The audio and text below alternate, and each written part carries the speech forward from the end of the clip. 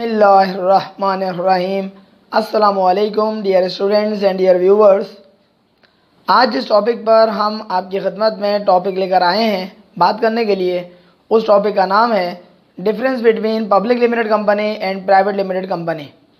Students ये बात याद रखिएगा, लास्ट वीडियो लेक्चर के अंदर आपको शेयर्स एंड डिबेंचर्स के दरमियान डिफरेंस क्या होता है उस हवाले से हमने डिस्कस किया था, और आज पब्लिक और प्राइवेट लिमिटेड कंपनी के दरमियान डिफरेंसेस क्या होते हैं वो हम इंशाल्लाह डिस्कस करने के लिए जा रहे हैं। आज की हमारी इस वीडियो लेक्चर से फर्स्ट ईयर कॉमर्स से लेकर बीकॉम पार्ट 2 तक के स्टूडेंट्स फ़ायदा उठा सकते हैं, इसलिए क्योंकि ये topic first year commerce principles of commerce यानी कि POC के अंदर मौजूद है, सेकेंड ईयर कॉमर्स के अंदर अकाउंटिंग के अंदर मौजूद है, बीकॉम पार्ट 1 की अगर हम बात करें तो उसके अंदर इंट्रोडक्शन टू बिजनेस यानी कि ITB के अंदर मौजूद है, और अगर हम बीकॉम पार्ट 2 की बात करें तो उसके अंदर एडवांस अकाउंटिंग के अंदर मौजूद है। अब तक जितनी वीडियोस मैंने अपलोड की हैं उसमें गालिबन ये वेरी फर्स्ट वीडियो है जो कि फर्स्ट ईयर कॉमर्स से लेकर बीकॉम पार्ट 2 तक के स्टूडेंट्स इंशाल्लाह ताला सेम वीडियो से फ़ायदा उठा सकते हैं। स्टूडेंट्स देखते हैं कि हमारे पास जो डिफरेंसेस मौजूद हैं पब्लिक लिमिटेड कंपनी और प्राइवेट लिमिटेड कंपनी के दरमियान, उनमें सबसे पहला डिफरेंस है मिनिमम नंबर ऑफ़ मेंबर्स के हवाले से। मिनिमम नंबर ऑफ़ मेंबर्स जो हैं यानी कि मेंबर्स की तादाद कम से कम पब्लिक लिमिटेड कंपनी में कितनी होगी और प्राइवेट लिमिटेड कंपनी में कितनी होगी वो आपको स्क्रीन पर नज़र आ रहा होगा कि minimum number of members public limited company की बात हो रही है। Minimum number of members required to form a public company is 7, यानी कि पब्लिक लिमिटेड कंपनी में कम से कम मेंबर्स की तादाद कितनी होगी स्टूडेंट? 7 होगी। और यही पॉइंट अगर हम प्राइवेट कंपनी के हवाले से पढ़ें तो minimum number of members required to form a private company is 2, यानी कि प्राइवेट लिमिटेड कंपनी के अंदर मेंबर्स की तादाद कम से कम जो बयान की जा रही है वो 2 होगी, पब्लिक में 7 और प्राइवेट में 2। ये तो हो गया पहला पॉइंट। अगर हम इसी पॉइंट के हवाले से डिस्कस करें कि मैक्सिमम नंबर ऑफ़ मेंबर्स क्या होंगे जो कि पॉइंट नंबर 2 में बयान किया जा रहा है, तो पब्लिक लिमिटेड कंपनी के हवाले से कहा जा रहा है no limit on maximum number of members, यानी कि मैक्सिमम नंबर ऑफ़ मेंबर्स की तादाद ज़्यादा से ज़्यादा पब्लिक लिमिटेड कंपनी में उसकी कोई लिमिट नहीं है, यानी कि अनलिमिटेड नंबर ऑफ़ मेंबर्स हो सकते हैं कहाँ पर? पब्लिक कंपनी में। जबकि प्राइवेट कंपनी में के बारे में कहा जा रहा है कि मैक्सिमम नंबर ऑफ़ मेंबर्स कितने होंगे? कहते हैं maximum number of members is 50। इसका मतलब ये हुआ कि टोटल मेंबर्स की तादाद प्राइवेट लिमिटेड कंपनी में ज़्यादा से ज़्यादा 50 हो सकती है, 51 भी नहीं हो सकती। 50 का मतलब 50। ये 2 पॉइंट्स हो गए।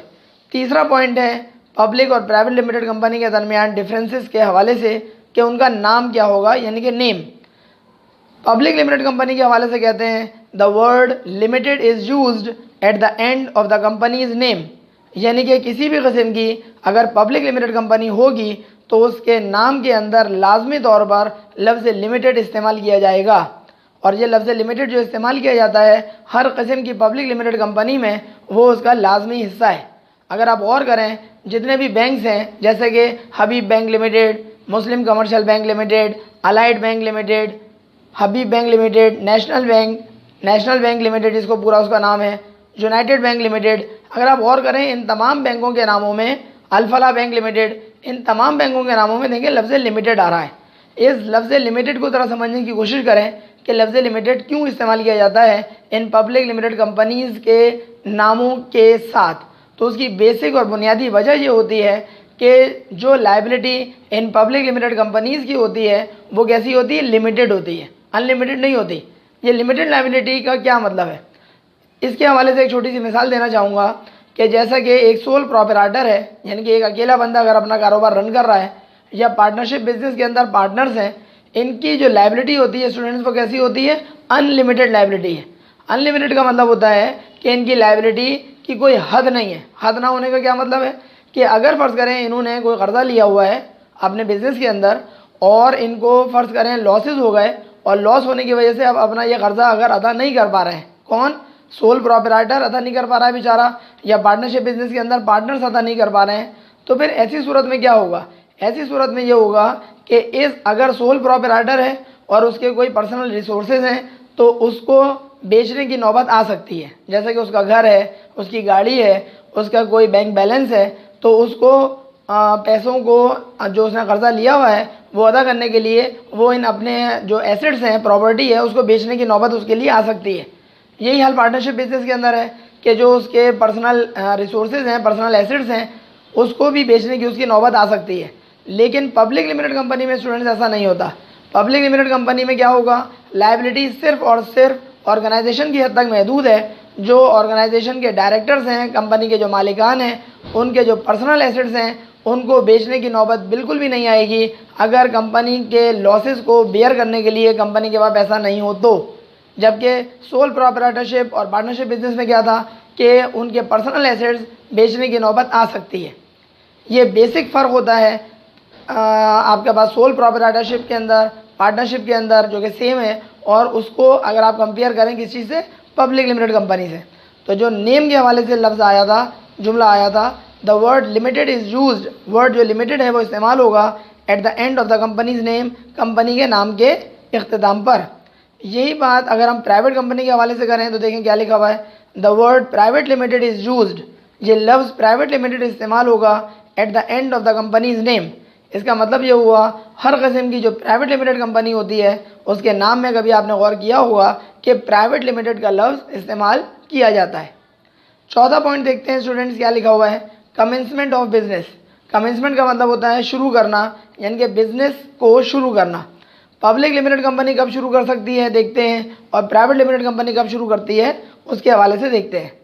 पब्लिक लिमिटेड कंपनी के बारे में कह रहे हैं, it can start it's business, यानी कि पब्लिक कंपनी अपना बिजनेस शुरू कर सकती है only after getting a certificate of commencement of the business, यानी कि पब्लिक लिमिटेड कंपनी को जब तक सर्टिफिकेट ऑफ कमेंसमेंट ना मिल जाए उस वक्त तक पब्लिक लिमिटेड कंपनी अपने कारोबार का आगाज़ नहीं कर सकती।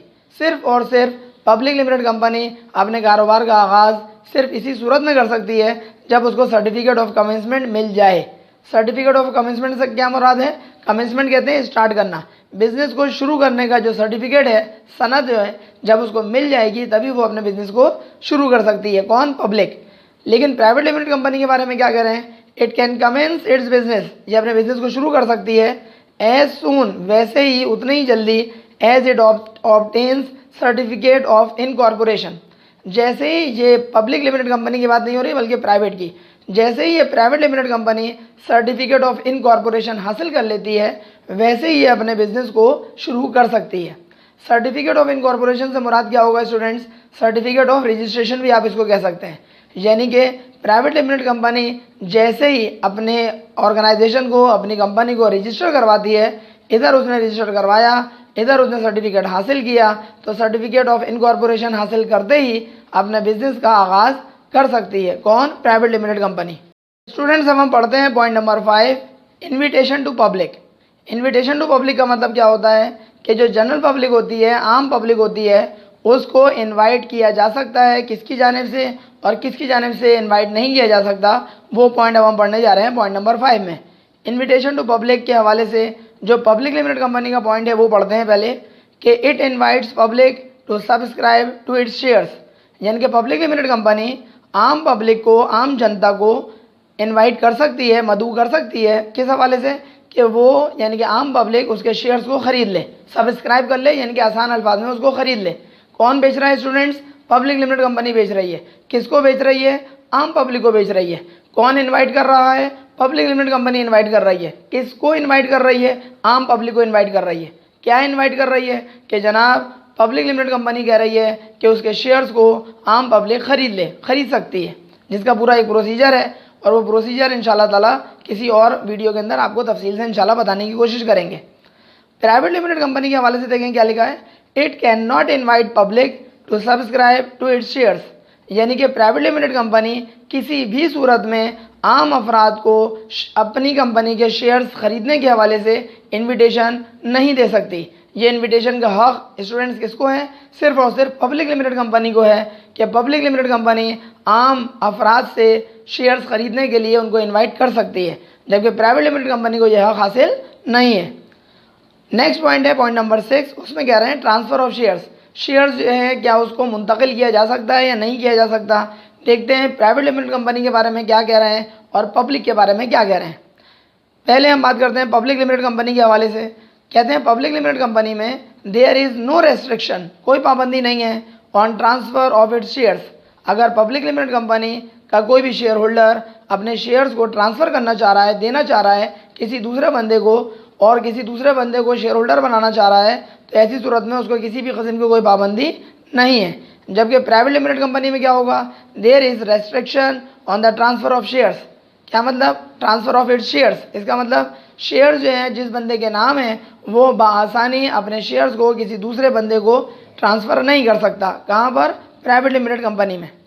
पॉइंट नंबर 7 में देखिए क्या लिखा हुआ है, नंबर ऑफ डायरेक्टर्स, यानी कि डायरेक्टर्स की तादाद कितनी होगी पब्लिक लिमिटेड कंपनी में और प्राइवेट लिमिटेड कंपनी में। पहले पब्लिक लिमिटेड कंपनी के हवाले से पॉइंट है कि it must have at least का मतलब कम अज़ कम 3 डायरेक्टर्स, यानी कि कम से कम डायरेक्टर्स की तादाद पब्लिक लिमिटेड कंपनी में 3 होगी।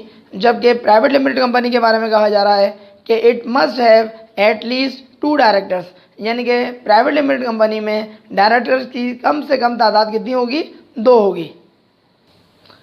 स्टूडेंट्स देखते हैं हमारे इस लास्ट पॉइंट के अंदर क्या बयान किया जा रहा है, जिसका उन्वान है मिनिमम कैपिटल। मिनिमम का मतलब होता है कम अज़ कम, कैपिटल माने सरमाया। जो पब्लिक लिमिटेड कंपनी होगी उसके हवाले से कहा जा रहा है कि it must have a minimum paid up capital of 5 lakh rupees, और ब्रैकेट में 5 लाख की अमाउंट लिखी हुई है। 5 लाख रुपीज़ बोलें या 500,000 बोलें, दोनों का एक ही मतलब है।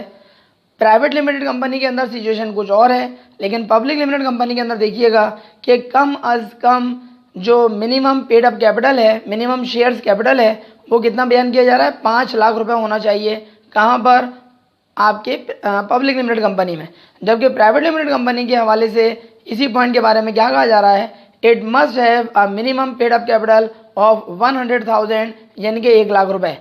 इट मीन्स दैट स्टूडेंट, ये बात याद रखिएगा कि अगर पब्लिक लिमिटेड कंपनी है तो वहाँ पर पेड अप कैपिटल कम से कम 5 लाख रुपए होगा।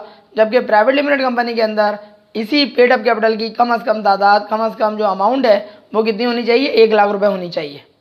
स्टूडेंट्स आज के इस वीडियो लेक्चर के अंदर हमने आपको पब्लिक लिमिटेड कंपनी और प्राइवेट लिमिटेड कंपनी के दरमियान जो अहम डिफरेंसेस होते हैं उसके हवाले से हमने आपको इन्फॉर्मेशन प्रोवाइड करने की कोशिश की है। बाज़ बुक्स में आपको मुमकिन है कि इससे भी ज़्यादा डिफरेंसेस मिल जाएं, लेकिन जो ख़ास डिफरेंसेस हैं दोनों में, वो हमने यहाँ पर आपको बयान कर दिए हैं, और उम्मीद है कि आपको अच्छी तरीके से समझ भी आए होंगे। अगर आपको हमारी ये वीडियो पसंद आए तो काइंडली अपने फ्रेंड्स में इसको लाजमी तौर पर शेयर करवाइएगा, ताकि आपके जो दूसरे फ्रेंड्स हैं, जो आपके रिलेटिव्स वगैरह हैं, जो फर्स्ट ईयर से बीकॉम पार्ट 2 तक के स्टूडेंट्स हों, वो भी हमारी इस वीडियो से फ़ायदा उठा सकें। अगर आपने हमारा चैनल अब तक सब्सक्राइब ना किया हो तो सर अली अहमद के नाम से चैनल मौजूद है यूट्यूब पर, उसको सब्सक्राइब भी कर लीजिए और बेल आइकन पर क्लिक करना बिल्कुल नहीं भूलिएगा, ताकि आपको हमारी नई वीडियोस की अपडेट्स फ़ौरन मिल सकें। अगले वीडियो लेक्चर तक के लिए अपने टीचर सर अली अहमद को इजाज़त दीजिए। अपना बहुत ख्याल रखिएगा। अस्सलामु अलैकुम।